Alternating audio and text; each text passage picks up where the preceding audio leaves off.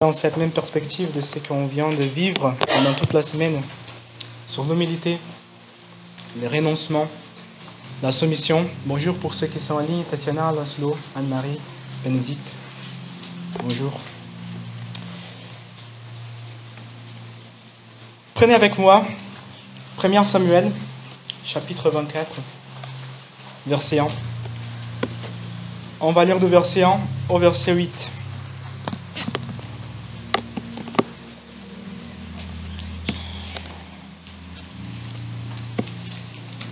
1 Samuel chapitre 24, verset 1 dit comme ça. Dès là, David monta vers le fortin d'En-Gedi. Désolé pour mon accent, vous allez le remarquer, bien sûr, c'est un accent brésilien. Et quand je fais de longues pauses, ça veut dire que j'essaie de trouver un schéma alternatif pour faire ma traduction. Amen.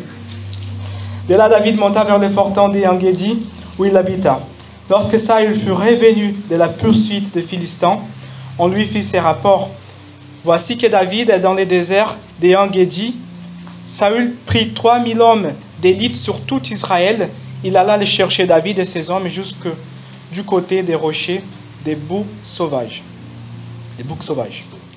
Il arriva vers des parts à moutons qui étaient près du chemin.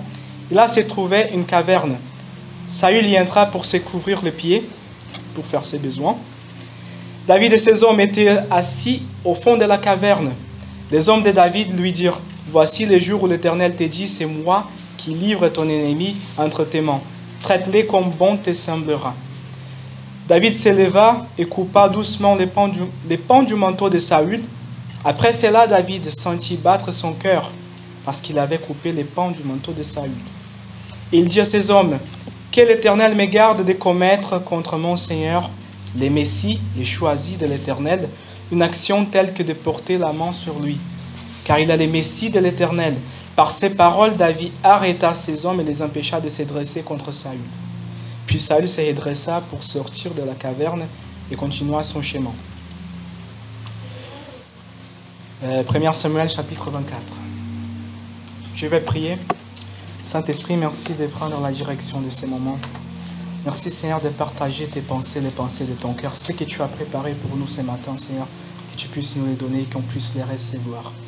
Merci Saint-Esprit de nous aider avec une application personnalisée pour chacun de ta parole. Ta parole est vivante et nous les croyons, Seigneur. Amen. On connaît tous l'histoire de David, plus ou moins. On connaît bien sûr l'histoire de David et Goliath, quand David a été ou un roi sur Israël pour remplacer Saül, son prédécesseur. Et David a été ou un roi au chapitre 16. L'histoire de David et Goliath, chapitre 17. Donc depuis le chapitre 17, on voit cet appel de la part du Seigneur pour la vie de David qui commence petit à petit à se mettre en place. Okay? Donc d'abord, Saül commence à avoir des problèmes car l'esprit du Seigneur laisse Saül pour se poser sur David. Et Saül commence à être oppressé par un esprit malin. Maligne, plutôt. Malin. Merci. Par un esprit malin. Et ces soldats suggèrent, écoute, trouve pour toi quelqu'un qui joue de l'harpe. Comme ça, quand l'esprit vient sur toi, cette personne commence à jouer de l'harpe et ça va te calmer. Et qui est la personne qu'ils ont appelée, qui était le musicien qui jouait de l'harpe en Israël? Très très bien, David. Ça arrive juste après son appel, juste après l'épisode avec Samuel où a été ouan sur Israël. Donc on voit que depuis son appel, ces choses commencent à se mettre en place, petit à petit. Mais son leader, Saül, le roi, n'était pas tel ce qu'on s'attendait d'un vrai roi.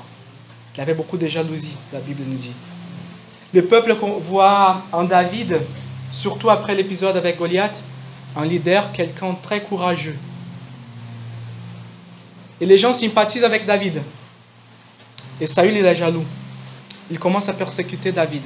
Et cette persécution dure pour des années et des années. Donc, du chapitre 18 jusqu'au chapitre 24, ici, David, il s'enfuyait de Saül depuis des années.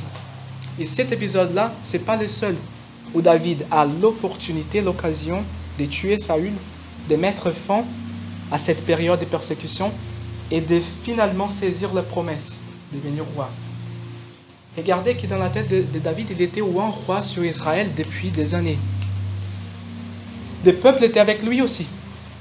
Le peuple aimait David. Ici, David a l'occasion de saisir cette promesse, mais il décide de ne pas le faire. Et on voit dans la suite du texte que les résultats de ce choix de David, c'est encore des années de persécution, des années d'humiliation, des années de traitement qui continuent. David a compris que l'usurpation n'était pas le chemin pour accéder à la promesse de Dieu. Il a décidé de se soumettre et de faire face au traitement de Dieu, très dur, même s'il avait la promesse, même s'il était appelé. Il continue à s'humilier. Il laisse les moments de l'exaltation, de l'élévation pour Dieu seul. C'est ça le sujet de mon message ce matin. C'est toujours dans la perspective de l'humiliation de ce qu'on a vécu, prier.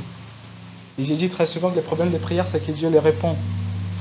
Je dis le problème car très souvent, ça ne correspond pas à la façon comme on a imaginé cette réponse. Seigneur, rends-moi humble. Comment tu penses qu'il va répondre à ta prière? Quelle sera la réponse de ta prière? Quand tu demandes, Seigneur, rends-moi patient. Comment est-ce que le Seigneur répond à ta prière?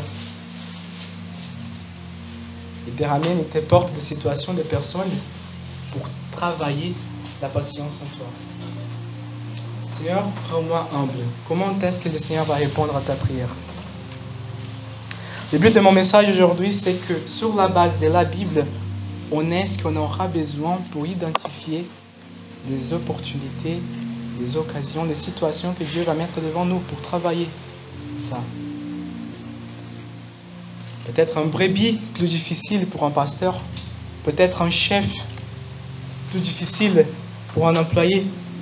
Comme Alessandra, ma femme, a vécu il y a quelques années dans son laboratoire. Elle était mise sur la supervision de quelqu'un qui était en fin de thèse et cette personne n'était pas du tout, on va dire, volontiers d'être son superviseur. Il y avait beaucoup d'humiliation, c'était vraiment un traitement. Mais après des années que ça a passé, elle a enduré, elle a pleuré. Moi, je voulais faire quelque chose, mais le Seigneur m'a dit de ne pas le faire. Moi, je voulais reporter cette personne auprès de la direction de l'école d'ingénieur, là où elle faisait ses études. Mais le Seigneur m'a dit de ne pas le faire. 2 ans après, cette personne revient vers elle et m'a dit, je ne sais pas comment tu as enduré. Aujourd'hui, j'ai compris ce que je t'ai fait. Je suis vraiment désolé. Mais la façon comment tu as enduré m'a montré quelque chose. Tu n'es pas comme les autres. Tu n'es pas comme les autres. C'était une sémence. C'était un brique sur le mur que le Seigneur est en train de bâtir dans la vie de cette personne. Et Alessandra a contribué pour ça, amen, car elle a décidé de se soumettre, de faire face à l'humiliation. Alessandra, le jeudi, quand elle nous a conduits dans le moment de prière, elle nous a donné une parole qu'elle a reçue de la part du Seigneur, une définition de l'humilité. Elle a été réveillée par le Saint-Esprit au milieu de la nuit. Je me souviens que j'ai regardé à côté. Je pose des questions, qu'est-ce que tu fais là? Alors des fois, elle se réveille aussi car on a une petite chatte à la maison. Donc elle fait beaucoup de bruit dans la nuit. Des fois, elle se réveille de temps en temps pour voir si ça va ou pas. Je posais la question, qu'est-ce que tu fais là? Non, je suis en train de prendre des notes. J'ai compris, je les laisse tranquilles avec le Saint-Esprit. Je m'endors. Le lendemain, je me réveille, elle partage avec moi ce que le Seigneur lui avait dit.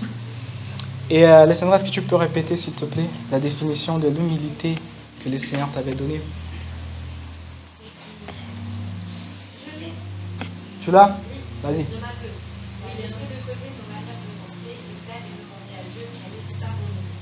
Laisser de côté notre manière de penser, donc ça veut dire nos croyances, nos concepts, nos propres idées. On renonce à ça et on cherche celle de Dieu. On cherche la volonté de Dieu. C'est ça? Chercher la volonté de Dieu et la face de Dieu. Amen, c'est ça. Dans la Bible, on trouve les mêmes paroles. L'apôtre Paul a parlé de ça. Il a tellement parlé de ça dans ses lettres. Dans les mots de Paul, il utilise cette figure de la vieille nature. Celle qu'on se dépouille, on la met à côté pour se revêtir de la nouvelle créature. Celle qui est née quand on rencontre Christ. Il parle de ça en Éphésiens chapitre 4, pour ceux qui veulent noter. Éphésiens chapitre 4, verset 21. On a ça aussi en 2 Corinthiens chapitre 5, verset 17. Toutes les choses sont passées. Une nouvelle créature est née lorsqu'on rencontre Christ. Prenez s'il vous plaît avec moi Romains chapitre 12, verset 1.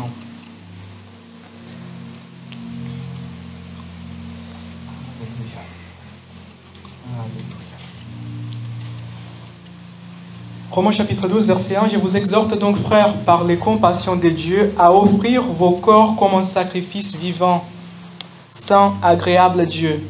En d'autres mots, à renoncer. Ce qui sera de votre part un culte raisonnable. Vous le faites de manière intentionnelle.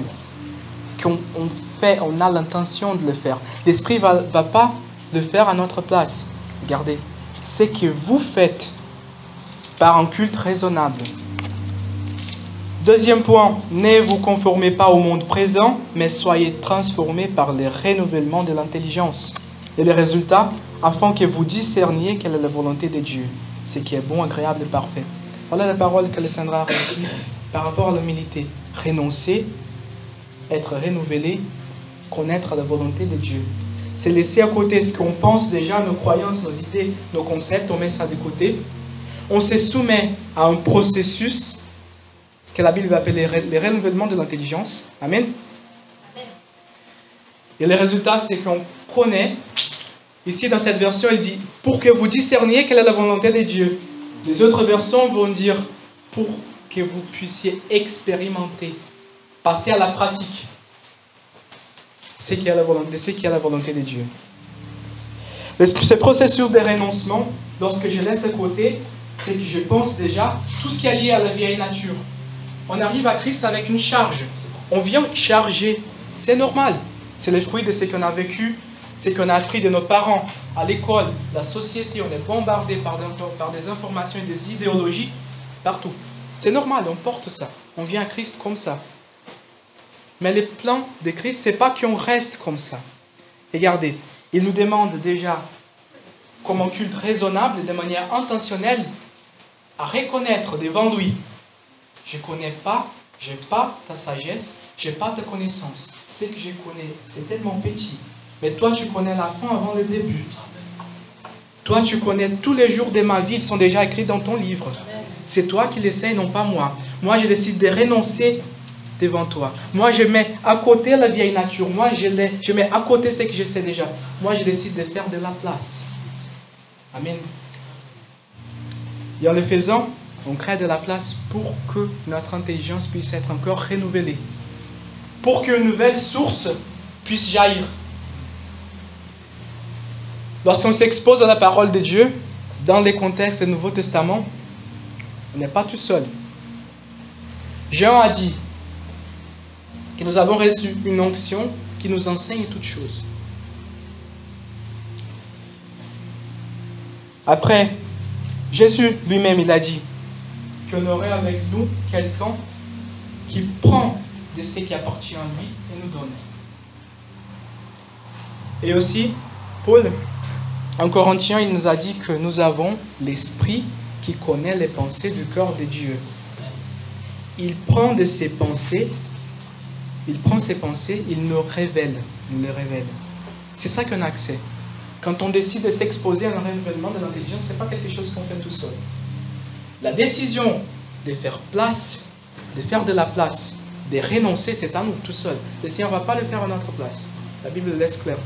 Un culte rationnel, intentionnel. Après, la partie de le renouvellement de l'intelligence, on commence à rencontrer sa grâce qui est avec nous. C'est dans notre secret, dans l'Église, lorsqu'on met en pratique la parole de Dieu, l'Esprit est avec nous, sa grâce est avec nous. Sa grâce n'est pas simplement une faveur qu'on ne mérite pas. C'est aussi une capacitation. On peut le dire en français, ça existe. C'est aussi une capacitation de la part, une capacité de la part de Dieu, une aide de la part de Dieu pour qu'on puisse s'accomplir, pour qu'on puisse faire ce qu'on n'arrive pas à le faire tout seul. Et après, la partie B du verset 2, la fin du verset 2 dit « Afin que vous discerniez, afin que vous expérimentiez quelle est la volonté de Dieu, ce qui est bon, ce qui est agréable et ce qui est parfait. » Le résultat, c'est qu'il y aura, mes frères et sœurs, un alignement de ce qui est dans ton cœur et ce qui est dans le cœur de Dieu. Tes désirs seront ses désirs. Pourquoi je suis en train de dire tout ça? On a beaucoup prié pour l'humilité. On a cherché ça de tout notre cœur. Mais regardez que ces textes nous montrent que l'humilité n'est pas une fin en soi. Ce n'est pas simplement l'humilité pour être humble. Ce n'est pas seulement ça. Il a un but. Il a un but. Le but, c'est que on soit transformé pour être semblable, pour accéder, pour avoir dans nos cœurs le même désir qu'il y a dans le cœur de Dieu. En d'autres mots, on est transformé, on est moldé à l'image du Fils. C'est ça le but. C'est ça le but. C'est d'être transformé à l'image de Christ. C'est ça qu'on cherche ici, c'est pour ça qu'on est là. Amen. On prêche l'évangile aussi pour être transformé à l'image de Christ. C'est ça le but. La nouvelle nature, la forme parfaite de la nouvelle nature, c'est ce qu'on voit en Jésus. La réponse pour une humanité faible, pour une humanité qui a expérimenté la chute de la grâce de Dieu, qui a eu sa nature corrompue, c'est la nouvelle créature, c'est la nouvelle nature, c'est ce qu'on voit en Christ. C'est pour ça que Dieu nous invite à nous soumettre. Regardez que Dieu n'a pas besoin de nous choisir, n'a pas besoin de nous pour prêcher son évangile. Il a choisi de le faire. Il est souverain, il pouvait choisir les moyens qu'il voulait. Mais il a choisi de passer par des êtres imparfaits comme nous pour prêcher son message de salut pour l'humanité. Des vases, exactement. Lorsque je prêche l'évangile, je suis en train de ramener quelqu'un à Christ. Mais moi aussi, je suis en train d'être transformé à l'image de Christ. J'invite quelqu'un à commencer ses chemins et moi, je suis en train d'être travaillé, transformé, changé aussi. Amen. Et ça passe par un chemin d'humilité, par un chemin de soumission. Dans la Bible, on voit plusieurs exemples de personnes qui ont choisi de renoncer pour expérimenter la volonté de Dieu, pour connaître la volonté de Dieu. Abraham, il était dans le confort de sa famille, il était dans sa terre, il reçoit un appel de Dieu. Laisse ta terre, laisse sa famille. Je vais te montrer la destination finale. Il pose la question. D'accord, je pars vers où? Non. Tu pars d'abord et après je vais te montrer le chemin. Quand tu lèves tes pieds, moi je vais mettre la route. Amen. Le résultat, donc cette histoire on peut trouver en Genèse du chapitre 12 au chapitre 25. Le résultat, c'est qu'il voit l'accomplissement de cette promesse. À travers lui, on a la bloodline, la lignée, la descendance de Christ lui-même. Il avait fait une promesse à Abraham. À travers toi, je vais bénir toutes les nations de la terre. Moi, je suis brésilien. Nous avons beaucoup de Français ici. Les Congolais aussi. Toutes les nations de la terre. Nous sommes les résultats de cette promesse qu'il a reçue. Il a décidé de renoncer, il a obéi, il s'est soumis. On voit de Genèse 12 à 25 les plusieurs processus, les traitements de Dieu sur sa vie. Et à la fin, il n'a pas vu lui-même l'accomplissement de cette promesse. Ni son fils, ni son grand-fils. Mais nous, on la voit. Nous sommes l'accomplissement de cette promesse. Amen. Noé aussi. Pour 100 ans, Noé a construit une arche. La Bible dit en Hébreu, chapitre 11, verset 7, que par son obéissance, il a condamné le monde entier. Par son obéissance, il a condamné le monde entier. Il a obéi. Il a vu l'accomplissement de la promesse. Et notre exemple majeur, Jésus, il s'est décrivait lui-même comme quelqu'un qui n'est pas venu pour faire sa propre volonté, mais la volonté de celui qui l'a envoyé. Donc, l'humilité, renoncer, c'est de laisser de côté ce qu'on connaît. ce qu'on sait déjà. Passer par ce processus de renouvellement de l'intelligence, se laisser imprégner par ce que Dieu a, par ce que Dieu dit, par la parole de Dieu, par les concepts de Dieu, par les idées de Dieu, et être transformé pour que notre cœur soit aligné avec le sien, pour qu'on puisse expérimenter, pour qu'on puisse vivre. Amen. Amen. Dans cette histoire, les moyens par lesquels Dieu fait cette transformation, ce n'est pas toujours très agréable. Prenons l'exemple d'Alessandra. Dans son travail, ce n'était pas très agréable. C'était 2 années, 2 ans, c'était 2 ans. 2 ans, très très dur pour elle. Elle pleurait des fois, elle n'était pas motivée. Mais elle a fait face à tout ça. Très souvent, les traitements de Dieu, ils font mal à la chair. Car nous sommes en train de faire de la place, nous sommes en train de dépouiller la vieille nature, de mettre de côté la chair pour recevoir quelque chose pour notre esprit. C'est pour ça que ça fait mal. Jeûner fait mal. On est en train de faire de la place pour recevoir quelque chose de la part de l'esprit, pour l'édification de notre esprit, pour l'édification de la nouvelle nature. C'est pour ça que ça fait mal. Très souvent, les traitements que Dieu nous soumet font mal. Regardez, Hébreux chapitre 5, verset 8. Prenez avec moi. Hébreux chapitre 5, verset 8.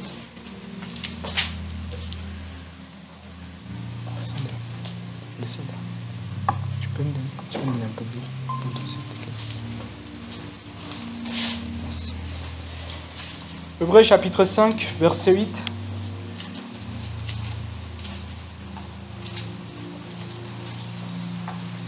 Ainsi, bien qu'étant fils, il a appris l'obéissance par ce qu'il a souffert. On parle de Jésus. Et voilà les résultats, le but. Et parfaitement qualifié, il est devenu pour nous tous, pour tous ceux qui l'obéissent, l'auteur d'un salut éternel. Donc Jésus, étant Jésus, la Bible est en train de nous dire, il a appris à obéir par ce qu'il a souffert. Le but de Dieu, c'est de nous molder, de nous transformer à l'image du Fils. Comment est-ce qu'on va vivre ça? C'est dans vous. Si Jésus a appris à obéir pour qu'il puisse atteindre la perfection et devenir la source de notre salut, il a appris à obéir par ce qu'il a souffert. Comment est-ce qu'on va apprendre à obéir? Par ce qu'on va souffrir. C'est le seul moyen? Non. On voit dans la parole, ce n'est pas le seul moyen. Et très souvent, quand on doit faire de la place, dépouiller la vieille nature pour faire de la place pour la nouvelle nature, ça va être par une souffrance, par quelque chose qui nous fait mal, par un traitement de Dieu. Mais regardons par exemple Paul, quand il reçoit son appel, il a une expérience, il a la révélation que Christ est le Messie. Jusqu'ici, il persécutait les chrétiens, il tuait des chrétiens. Paul, il reçoit la révélation, il faisait ça, parenthèse, car il pensait qu'il faisait un service à Dieu. Il pensait qu'il faisait la volonté de Dieu. Dans son zèle, il a persécuté l'Église, il dit lui-même. Il reçoit la révélation que Jésus est le Messie. Il devient aveugle pour quelques jours. Dieu appelle un homme qui s'appelle Ananias et lui ordonne d'aller vers Paul et prier pour lui pour qu'il puisse voir encore. Regarde ce que cet homme, il dit, non Seigneur, regarde, comme s'il disait, t'es sûr? T'es sûr? Cet homme, il persécute l'Église. Il a tué mes frères, t'es sûr? Regarde ce que Dieu répond. Mais le Seigneur lui dit, je suis un Acte des Apôtres, chapitre 9, verset 15. Mais le Seigneur lui dit, vas-y, car cet homme est un instrument que j'ai choisi pour faire connaître mon nom aux non-juifs, nous, au roi et aux Israélites. Donc ça, c'est l'appel. Je lui montrerai tout ce qu'il doit souffrir pour moi. Voilà le processus, les moyens par lesquels son appel a été accompli. Dieu avait un objectif pour la vie de Paul, il avait un moyen de l'accomplir. Les traitements de Dieu sont les outils qu'il utilise pour bâtir les caractères nécessaires pour accomplir, pour atteindre l'objectif qu'il a pour nos vies. Regarde qu'il y avait une souffrance devant Paul, et après Paul écrit à l'Église en Philippiens chapitre 1, verset 29, « En effet, il vous a été fait la grâce non seulement de croire en Christ, Amen, on croit en Christ, mais encore de souffrir pour lui en menant les mêmes combats que celui que vous m'avez vu mener. » En train de dire.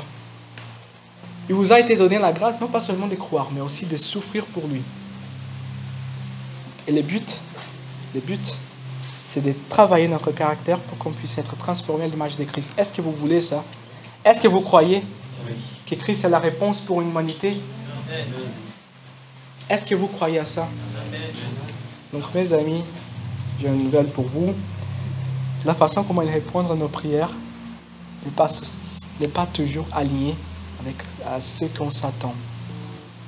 Paul, dans son lettre aux Corinthiens, il a dit, si quelqu'un pense être sage devant Dieu, qu'il devienne fou. Qu'il devienne fou.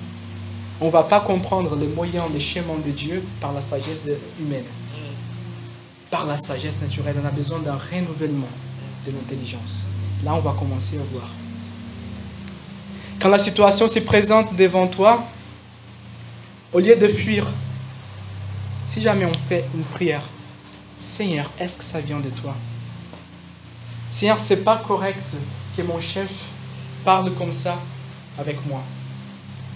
Oui, c'est pas correct. Mais est-ce qu'il y a un objectif? Est-ce que toi, tu as un objectif pour ça? Est-ce qu'il y a un but derrière? Seigneur, c'est pas juste que quelqu'un parle comme ça avec moi. Seigneur, c'est pas correct que quelqu'un s'adresse comme ça avec moi. La vie de Jésus, c'était ça tout le temps. On lit les évangiles, on voit ça tout le temps. C'était pas correct, c'était pas juste. Il a été appelé fils du diable. Fils du diable.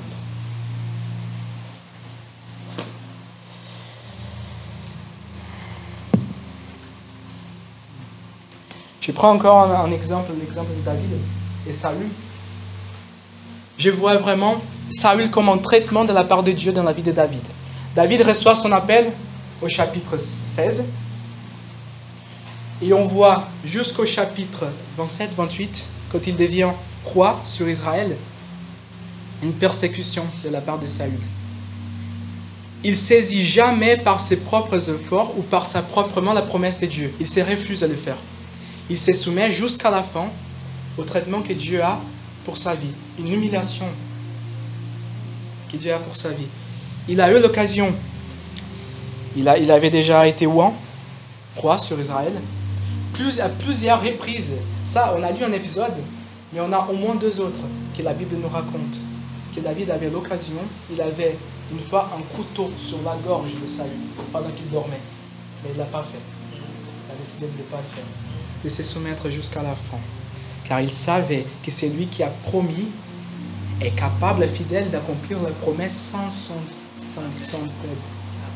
aide. Il savait que c'est lui qui a promis est fidèle pour accomplir la promesse. Il est capable d'accomplir la promesse. Amen. Le passage, hein?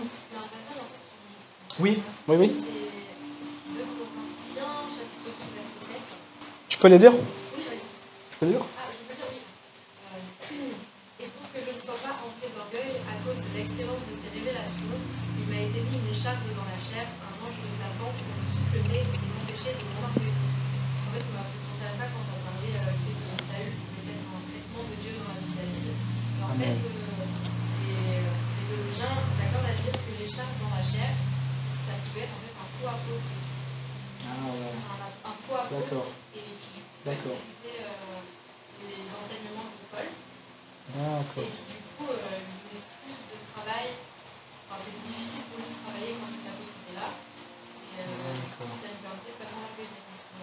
D'accord, super. Pour ceux qui sont en ligne, Barbara nous a lu 2 Corinthiens chapitre 12 verset 7. À cause de l'excellence de ces révélations, et pour que je ne sois pas enflé d'orgueil, il m'a été mis une écharde dans la chair, un ange de Satan pour me souffleter, pour que je ne sois pas enflé d'orgueil. qu'elle parlait de comment ça rencontre ce qu'on disait, des traitements de Dieu, et des choses que Dieu nous permet de souffrir pour travailler quelque chose en nous, pour travailler notre caractère, pour qu'on puisse atteindre l'objectif de son appel pour notre vie. Amen.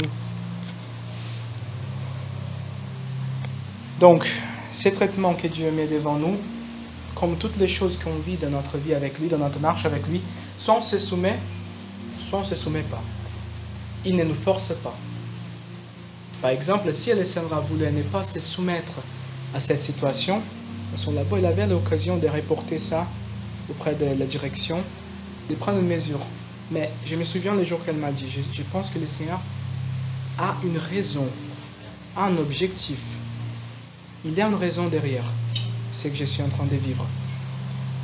Donc le Seigneur nous permet de se soumettre ou pas. Regardez Jésus dans les moments les plus difficiles avant la croix, lorsqu'il a prié. Seigneur, si c'est possible, éloigne cette coupe de moi, mais que ce soit fait ta volonté et non pas la mienne.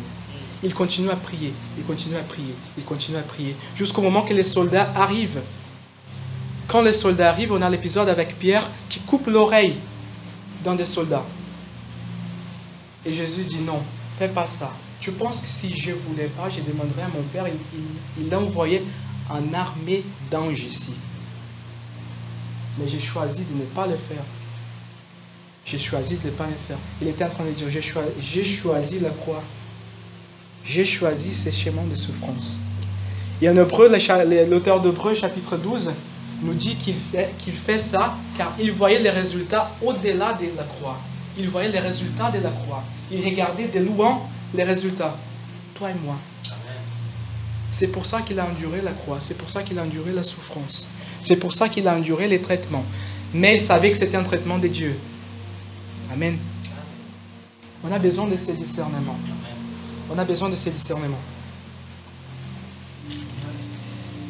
Celui qui décide de se soumettre, il avance vers l'objectif, vers l'appel de Dieu pour sa vie. Celui qui se soumet, il avance vers l'objectif, vers l'appel de Dieu pour sa vie. Celui qui se soumet, il décide de faire de la place, de se dépouiller, pour utiliser les mêmes mots de Paul, se dépouiller de la vieille nature pour se remplir de la nouvelle, d'être transformé à l'image de Christ. Et ça glorifie Dieu. Amen. Amen. Regardons Jésus.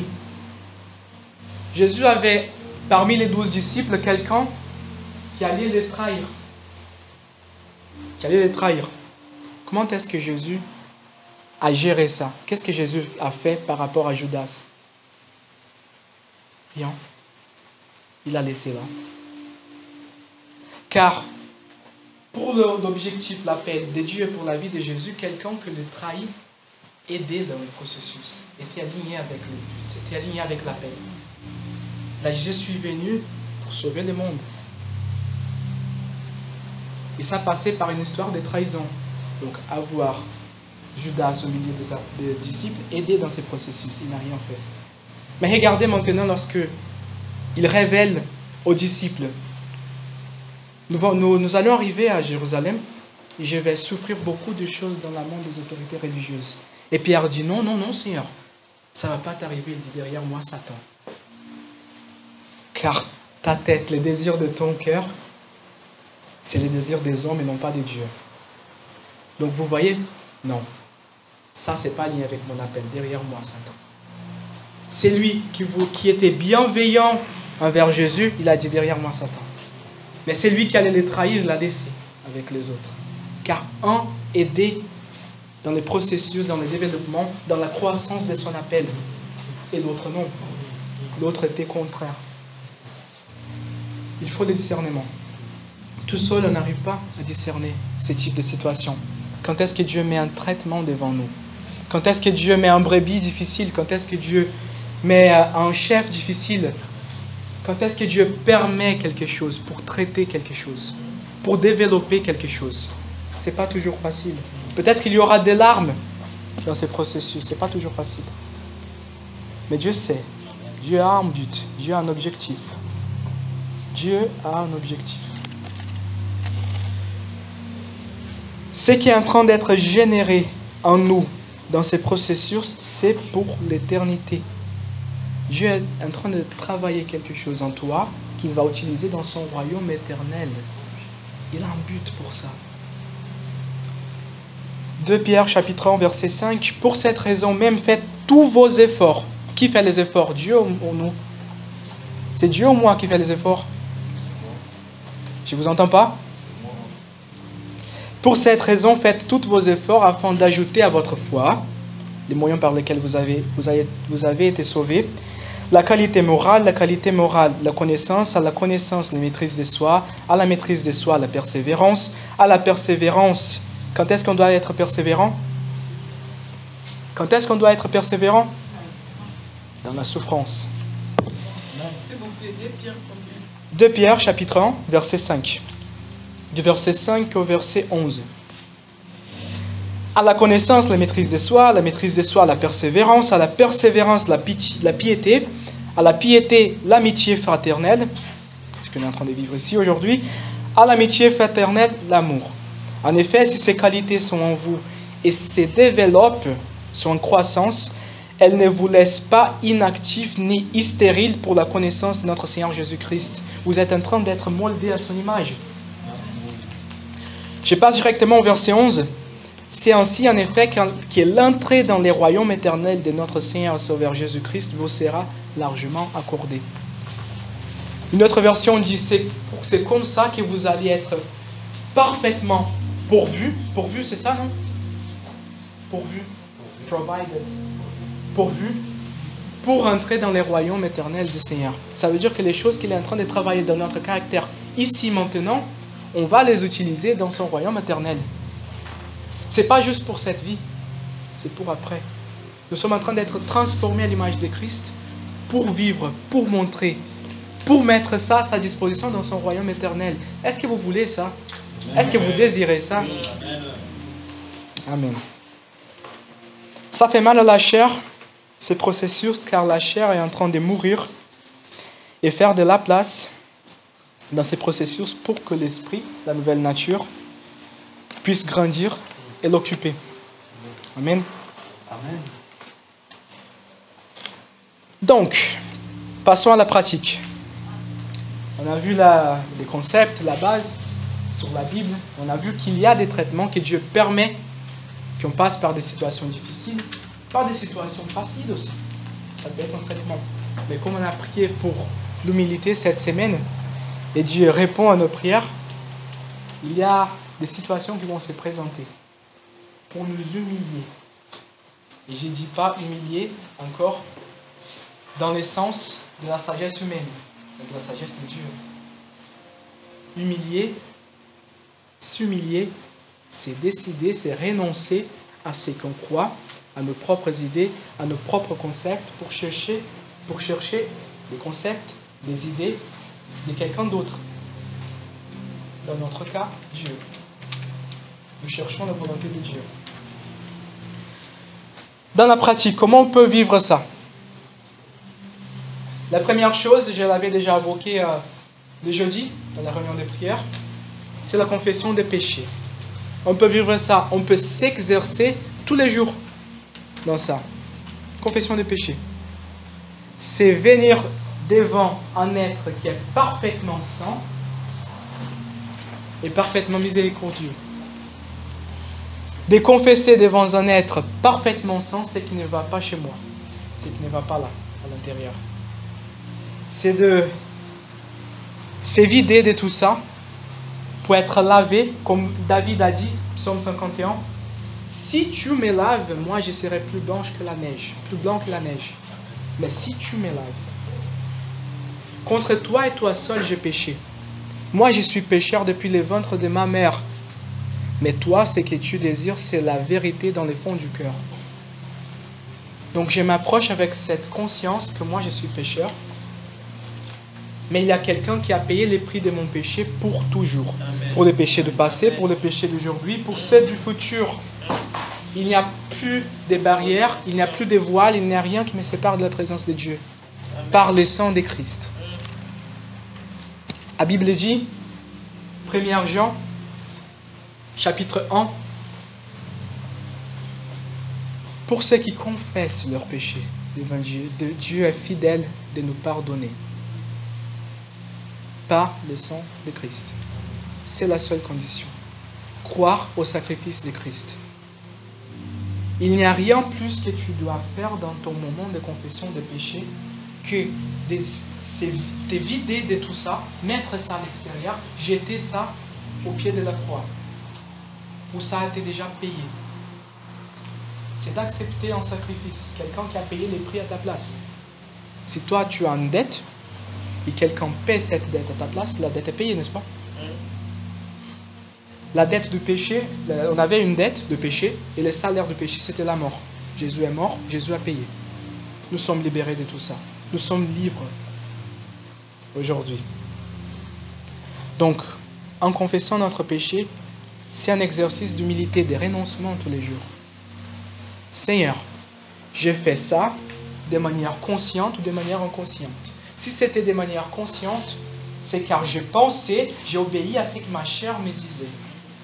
J'ai obéi à ce que je pensais déjà, j'ai suivi mes propres concepts, mes propres idées. Mais je comprends maintenant que ce n'était pas lié avec ta volonté, avec ta nature, avec ton désir, avec ton appel pour ma vie. Seigneur, je n'ai pas fait ça car je pensais que c'était la bonne chose. Mais maintenant, je comprends qu'il fallait le faire. C'était aussi de l'omission. On peut pécher aussi par omission, des fois. On devrait faire quelque chose, on ne l'a pas fait. Seigneur, je comprends maintenant, ce n'était pas ton désir. Et on a discuté aussi sur la différence entre repentance et regret. C'est quoi la différence entre repentance et regret? Le regret de tout ça bien faire, est culpabilisé, et la repentance a changé d'attitude et de comportement. C'est ça. Avec la repentance, il y a un désir de faire autrement, d'agir différemment la prochaine fois. De ne pas faire ça. De ne pas vivre ça. C'est la repentance. Et après la repentance, on a le pardon des péchés. Après Jean-Baptiste, on a Jésus. Après le message de repentance, on a le message du salut. La bonne nouvelle, c'est que lorsqu'on décide de confesser notre péché, la confession n'est pas une fin en soi. C'est juste le début du chemin. On sait déjà que derrière la confession, il y a le pardon, assuré par le sang de Christ. Il n'y a rien d'autre à faire. David le sait. Toi, tu ne veux pas des sacrifices d'animaux. Si tu voulais tout ça, j'allais les présenter. Mais je sais que ce que tu cherches, c'est un cœur brisé. Un esprit brisé, c'est ça que tu veux. Après, je vais te présenter mes sacrifices. Une fois pardonné. Donc on sait que derrière la confession, il y a le pardon. C'est simple. C'est très simple. C'est simple car Christ l'a fait comme ça. Amen. C'était pas simple pour lui. La deuxième chose, c'est apprendre à reconnaître les traitements de Dieu devant nous. Des situations vont se présenter. Vous avez prié pour ça. Lorsqu'on prie pour quelque chose, il faut garder cet esprit d'attente. Comment est-ce que Dieu va répondre à ma prière?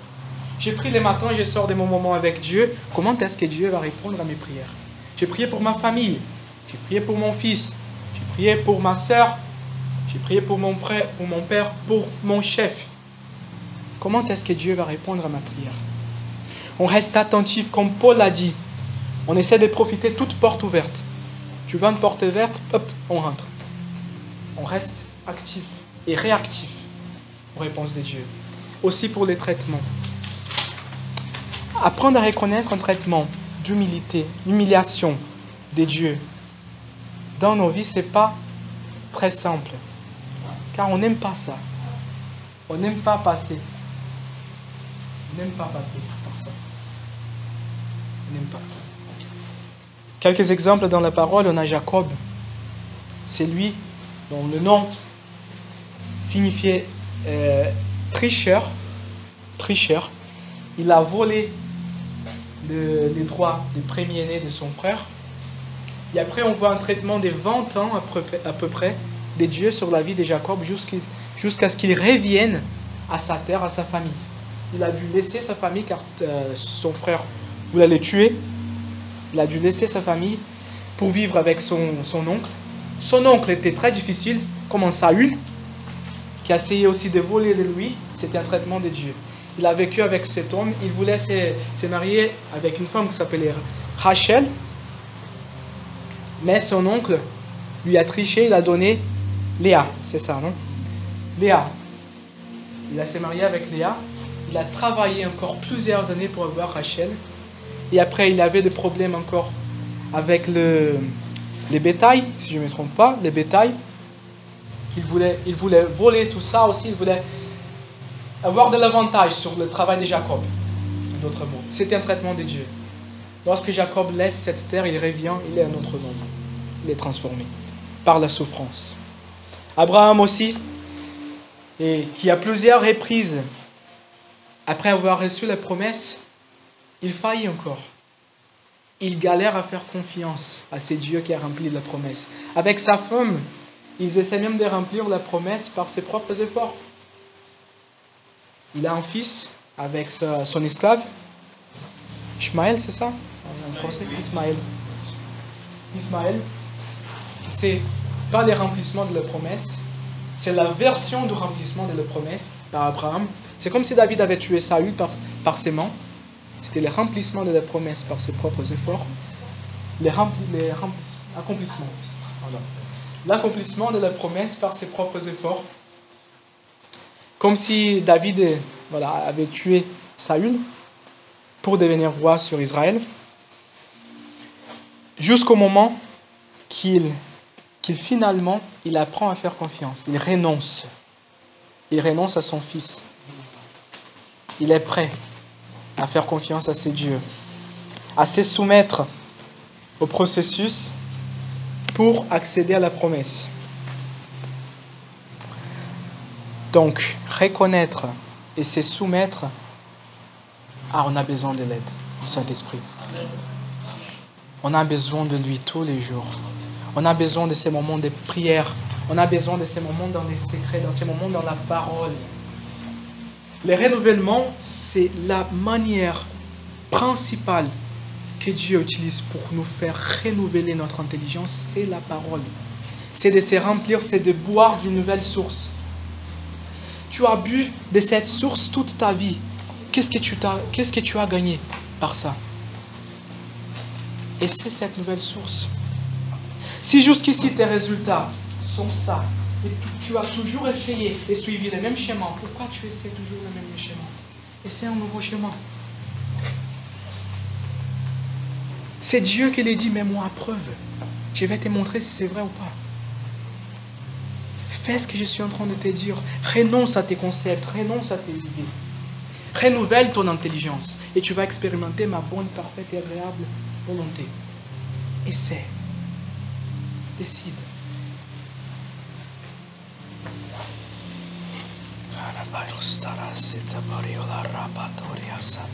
Le temps dans la parole de Dieu n'est pas une fin en soi. Ce n'est pas juste pour lire la parole, c'est pour vivre la parole. Lorsqu'il y a un renouvellement de l'intelligence, on s'est rempli des mots de la part de Dieu pour qu'on puisse les mettre en pratique après. Sinon, on est juste des hommes qui se regardent sur un miroir, comme l'a dit Jacques, et on oublie, et en partant, on oublie à quoi on ressemble. Si ton temps de prière, de lecture et méditation dans la parole, c'est juste pour les moments secrets avec Dieu, c'est pas pour ça que Christ est mort. C'était pour la transformation. C'est pour qu'on puisse être ressemblable à lui. C'est pour qu'on puisse intégrer la nouvelle humanité que Dieu est en train de mettre en place. Le chemin est déjà accompli, 80%, il manque 20%. C'est la deuxième venue de Christ. On l'attend. Amen. Amen. Et en attendant, on a toujours des processus à passer, à faire face. Mais c'est pour le royaume éternel de Christ. Amen. Amen. Mais c'est pour le royaume éternel de Christ. Que Dieu vous bénisse.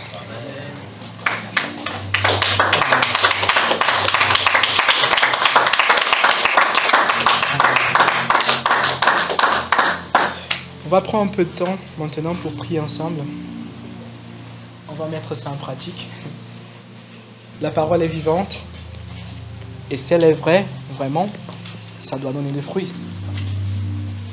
Le Seigneur, en 2018, il a invité moi et ma femme à mettre à preuve. Alessandra était grandie dans un contexte catholique très religieux et moi dans un contexte protestant très religieux. La religiosité, c'est pas la religion. pardon, la bonne religion, il n'y a pas une bonne religion. Il y a une relation avec Christ. On va dire comme ça. Il peut y avoir des religiosités dans n'importe quelle religion. Si on remplace les mérites de Christ par les nôtres, c'est de la religiosité. Lorsqu'on a rencontré Christ en 2018, septembre 2018, anniversaire le mois prochain, 5 ans,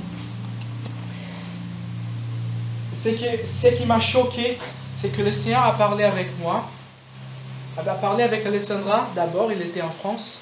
Moi, j'étais au Brésil.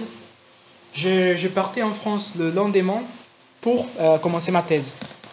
Cette nuit-là, le Seigneur a parlé avec ma femme, un texte biblique. Elle m'envoie ça par message. J'étais en train d'aller dans une réunion d'église, car ma cousine elle a tellement insisté. Elle me dérangeait tellement avec ça que j'ai dit oui. D'accord, je vais venir. Pour elle, c'était la dernière occasion de s'aimer dans ma vie avant que je parte. Ma cousine, elle était foule à mes yeux. Elle parlait à Dieu. Elle me disait, ah, j'écoute, Dieu m'a dit ça. Dieu t'a dit ça. Je ne croyais pas. Et dans le contexte de notre famille, elle était toujours avec l'église, avec les frères de l'église. C'était bizarre, elle ne voulait pas passer du temps avec la famille. Pas trop, pas beaucoup. En fait, elle venait. Mais quand elle avait les cultes qui commençaient à 19h, à 18h, elle partait. Et à 18h, on voulait rester encore un peu en famille ensemble. Mais elle avait le culte, donc elle partait. Et cette cousine, elle a insisté, je suis venu. J'étais en train de conduire, je commence à recevoir des messages. 19h au Brésil, minuit en France. Alessandra m'a envoyé ces messages, elle me disait, ne te moque pas de moi, mais Dieu essaie de me parler. Dieu est en train de me parler. Et je pense que c'est pour toi aussi, elle me donne un verset. Luc 15, chapitre 15, verset 19. J'arrive dans cette réunion, je parle à ma cousine, écoute, Alessandra m'a envoyé ça. Je ne sais pas, on peut regarder les textes. Quand on est en train de discuter ça, les responsables de la réunion arrivent. On commence la réunion. Cette personne, je ne savais pas, mais c'était un groupe de fous, comme ma cousine. Ils parlaient de Dieu, tous. Ils écoutaient Dieu aussi.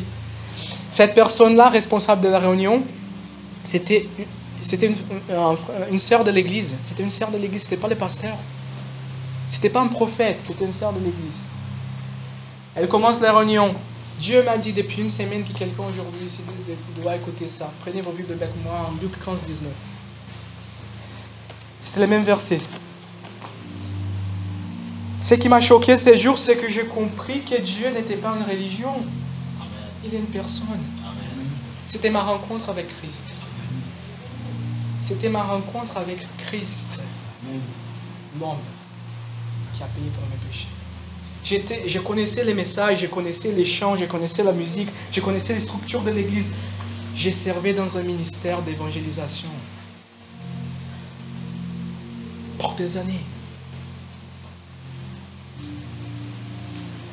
Peut-être Jésus était mon sauveur, mais il n'était pas le Seigneur de ma vie. Pour moi, il était la religion. Ces jours-là, j'ai compris que Dieu était... Jésus est une personne. Il est une personne car il a décidé d'être une personne, de devenir un homme. De devenir semblable à un homme pécheur, même s'il n'a pas péché. Étant le sacrifice parfait, il s'est présenté devant Dieu pour tes fautes et les miennes. Prends un peu de temps, parle à ton Dieu dans ces moments. Confession de péché, tu as besoin de plus de discernement pour reconnaître. Peut-être tu es en train de vivre en ces moments une situation dans ta vie, tu ne sais pas si c'est un traitement de Dieu. Demande-le. Il ne veut pas résister. Amen. Prends ton temps avec ton Dieu. On va prendre 5 minutes.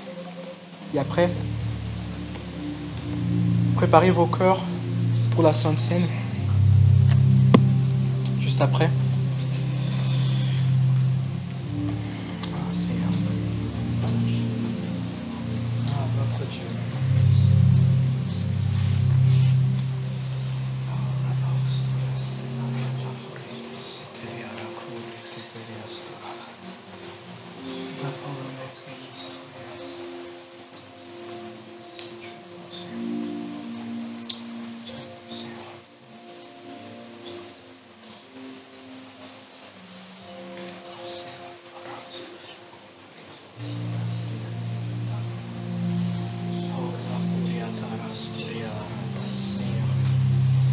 nous avons prié, nous avons demandé, nous avons tellement cherché.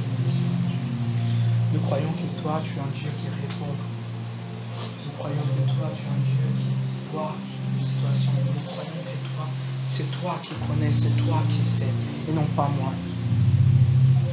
Devant toi, Seigneur, devant ton trône, en tant qu'Église, en tant que corps de Christ, nous décidons de renoncer à nos propres idées, à nos propres concepts.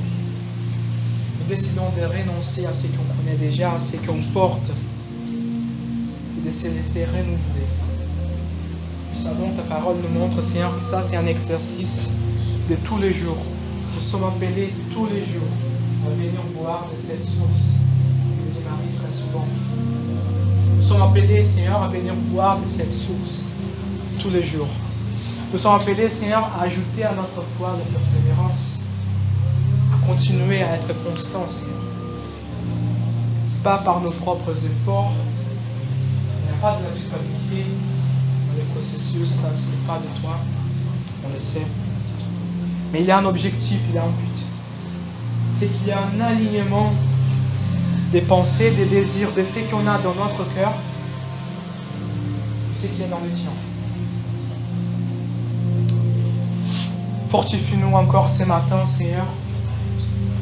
Fortifie-nous encore ce matin pour qu'on puisse rester alignés, connectés à ton esprit, à ta volonté.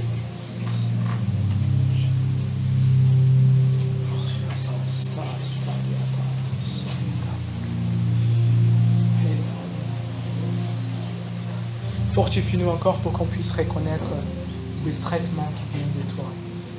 Comme David, Seigneur, on puisse faire les bons choix. Le bon choix est rester dans les processus, accepter les processus. Tu as un objectif pour tout ça. Peut-être c'est un témoignage pour quelqu'un, dans nos familles, peut-être au travail. Peut-être c'est juste pour les royaumes éternels, ton royaume éternel. C'est déjà une raison très très bonne.